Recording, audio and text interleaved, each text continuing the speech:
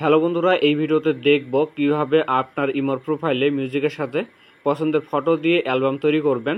যেমন দেখেন, আমি আমার ইমোর প্রোফাইলে স্মৃতি হিসাবে দুটো অ্যালবাম তৈরি করে রেখেছি।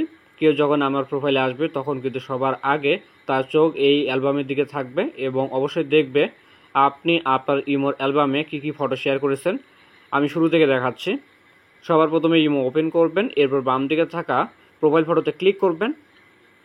এবার আপনার প্রোফাইল নামে ক্লিক করবেন। ক্লিক করার পর দেখুন অ্যালবাম তৈরি করার অপশন দেখতে পাচ্ছে, আপনি প্লাস অপশনে ক্লিক করবেন।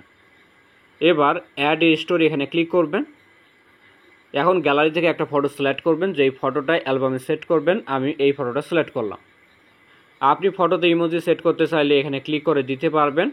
টেক্সট সেট করতে চাইলে এখানে ক্লিক করে দিতে পারবেন। লোকেশন সেট করতে পারবেন। আমি শুধু আপনাদেরকে মিউজিক সেট করে দেখাচ্ছি, তার জন্য এখানে ক্লিক করবেন। এরপর এখানে অনেক মিউজিক পেয়ে যাবেন, যেমন এটাতে ক্লিক করলাম।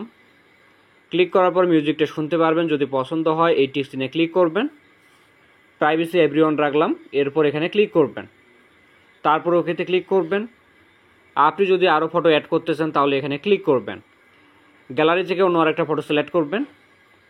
এবার সিলেক্ট মিউজিক এখানে ক্লিক করে অন্য আরেকটা মিউজিক সিলেক্ট করছি, এটা সিলেক্ট করলাম। এরপর এখানে ক্লিক করবেন।